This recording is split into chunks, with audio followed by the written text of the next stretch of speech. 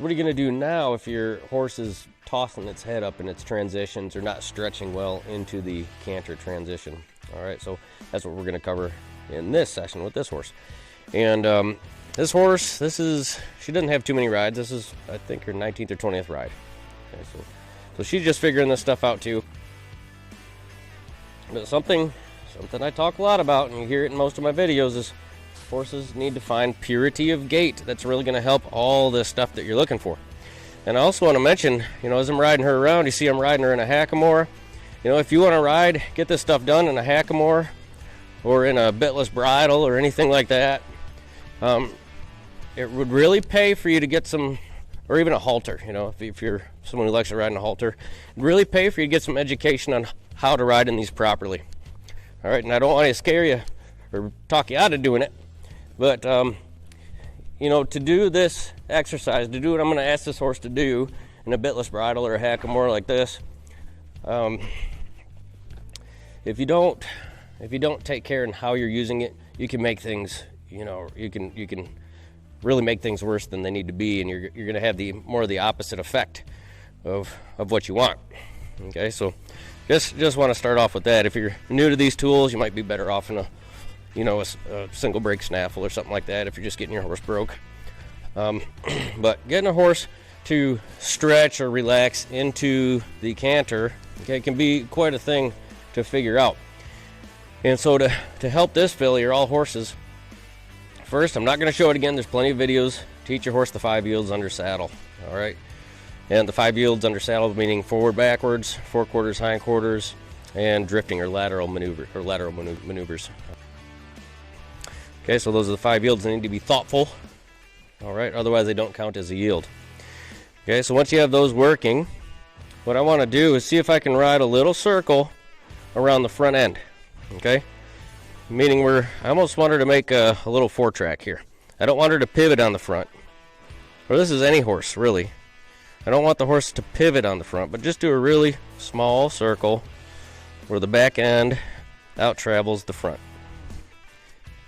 Okay, and then what you're going to notice as you do this on both sides is their bodies are going to start to stretch out laterally. Okay, so we'll say they're flexing laterally. There she's tossing her head up a little bit, but she's also kind of pivoting there, and that's what I don't want. I don't want that pivot. That's going to get in our way. Now think of our horses have long bodies. We have tall bodies, and as they're stretching out or flexing laterally, say she's flexing to her right, those left muscles are getting a long, deep flex. All right, and I do the same thing on the other side. Get that going on both sides. And if you're doing that while you're keeping their back feet driving forward, there's a lot going on there. So we're getting their hind end stepping under, which is really adding some stretch, really adding some reach to that back end and some relaxation so they can start to drop their heads down towards the ground. And where I want to release, especially with a horse like this who tends to have more slow than go, where I want to release is when she stretches down and goes forward. All right, that's where I want that pressure to go away. So I don't want to keep them on these small little turns, these small little circles too long. I just want to keep them here till they start to stretch. I'm going to do it on both sides until they start to stretch down and release them into the forward. All right. Again, if they, like with this one, if she wants to kind of slow down, suck back into that, I'll say, well, let's go into this little turn till you find that stretch into the forward. All right. Then we can start doing that same thing at a trot. All right. Now, you might be asking, well, Steve, why do you want this stretch at a young stage? All right, well, getting this stretch helps my horses to find purity of gait, which means they can move out relaxed. They can move out with their top line going this way, up and down. And that comes from this lateral flexing and driving from the hindquarters, which causes longitudinal flexing. Okay? And when you have that, when you have the lateral flexing and the longitudinal flexing, it's a lot easier when it comes time to collect your horse or bridle them up or take the contact to keep that positive arc in their top line, rather than, say, if you don't have this nice stretch going, what you're going to actually do is pick their faces up, and they might be light in the face, but their top line's going to become U-shaped, all right, and that can really break their bodies down. So I am big on creating this stretch in these horses, this purity of gait, you know, above putting the maneuvers into them. Because when you start putting the maneuvers into them, you know, you can have purity of the maneuver be the answer, all right, instead of the task itself, and it can really save you a lot of fighting and, you know, a lot of anxiety. So that's that. That's the first exercise I want you guys to be able to do really well, beyond teaching the 5 yields. Can we start to take these little circles or these little turns and release them into a trot? There she goes. And again, the answer is going to be driving forward with your back end and reaching forward and down. Okay? And with these more whoa kind of a horse, you really want to release when they're putting effort into what you want. Like right now, I just want to sit and enjoy this ride as she's driving forward and reaching down. Then when she does a nice job, I'm going to allow this one to sit. Just where that last one you saw, he processed better when he was in motion. All right, so just going to let her sit for a minute. So I guess those are the first 3 steps. Make sure your horse knows the 5 yields while you're sitting on top of them. The second one, get him walking around that front end, release forward and down into the walk. All right, and then do it at the trot. This next thing I'm going to show you, let's do it to the right here. This next thing I'm going to show you, it's going to be the same exact thing you already did, except you're going to be in motion. All right, and this filly's done this, you know, quite a bit, because right from the start I really put emphasis on this purity of gait.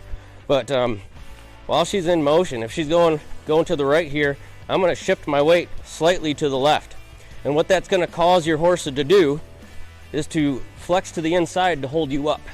All right, so they have to counter for your weight. That was really good. So if I put a little bit of weight to that outside, she's got to flex to her right, again in the direction of travel in that right circle, to counter my weight and hold me up.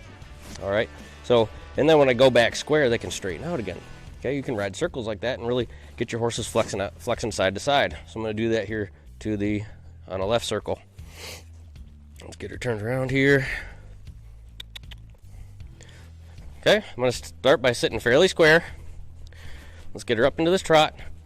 And if I shift my weight slightly to the right so that she is encouraged to flex to the left to hold me up, and I can use my rein to encourage that flex a little bit. And when she gives, I'll set, oh, don't not stop. And when she gives a little bit to the inside, I'll go back to sitting square. Really good. I'll shift my weight a little bit to the outside.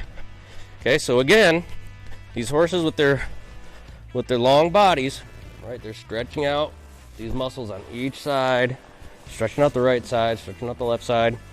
As they supple up, you'll be able to get more drive, and then they can stretch longitudinally, and that's where the magic happens. You know, there's a difference between a horse putting its head down versus stretching over the top line.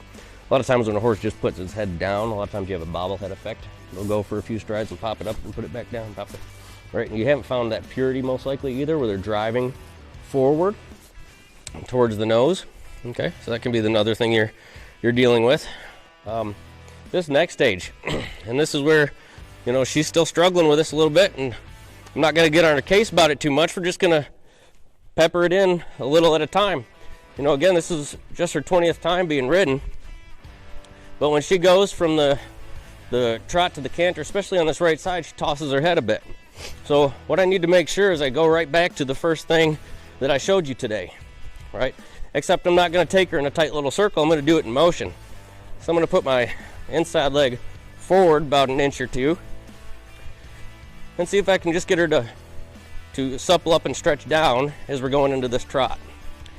And the cool thing about what I showed you in that first exercise I showed you is they learn to start operating off your leg just with that first little exercise. They start to learn that your inside leg can mean get supple, flex, stretch, and it doesn't mean run away. Like right from the start, it doesn't mean run away, not at all. And so they can start swinging their shoulders and starting to get light right from the start. So now as I start to shift my weight to my back pocket, she's almost trying to take that lead there. Her head's popping up. See that? See what I'm talking about? So I'm going to put that inside leg back on and say, no, stretch down. And then I'm going to work back to working towards the canter. And I don't want to push it too much at this stage. Stretch it down. Yeah, there she goes. And come on. And then I want to release her into the stretch. Good girl. And I'm not going to stop her in the middle this time. Ooh. She's getting pretty strong and wanting to stop in the center there. But I really want to release the horse into that stretch. All right, so when they start popping their heads up like that, I'm going to go back to that lateral flex to really get them stretching and then driving forward with the off of their haunches. All right, so we're going to try that to the left and see how she goes here.